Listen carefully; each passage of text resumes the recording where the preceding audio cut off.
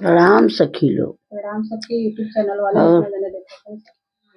बहन लोग, बेटियां लोग, बहू लोग, चाची लोग, माई लोग, सब कह के हारी गए। अब सखी लोग का कही, चलते ही एके, अब समझा, चलते ही एके उगावई का रहा सोहर कुट। हाँ, रहा ये रामायण में पूजा में अरे लेकिन सत्यनारायण हवन का गीत भगवान रहा। का हवन गीत रहा, चाहे जहाँ गाय सकत तू, जहाँ हर जगह आप कथा लोग पूजा होत रहा गाय सकत तू, गृह बड़ी प्रवेश बढ़िया। केहू के होता हाँ, गाओ, गृह रामायण होता प्रवेश गाओ, होता, कथा होता, रामायण होता, हर जगह गा सकते थे। हवन होता, चाहे जहाँ गाय सकत। बढ़िया बा, गावे में अच्छा बा। पूरा आह, पूरा गाना सुन जाए आप लोग शुरू से लास्ट तक। सुनबू तब न और पूरा सीखबू। अच्छा लगे तो बढ़िया बढ़िया कमेंट कर जाए। हाँ, और सखी लोग समझाए आरती चल थई गावे सुनया, और बढ़िया चली लगे गई शेयर भी करो हमारे वीडियो आप आगे थोड़ा बढ़ाओ थोड़ा। आगे बढ़ावा तो हमारे ठीक शहर बाहर करे नहीं आवत, कह कहत है कि आगे बढ़ाओ चैनल के, हमारी बढ़ाऊ ना पक्का चलते चल गावते सुन। धन्यवाद। अरे अरे सत्यनारायण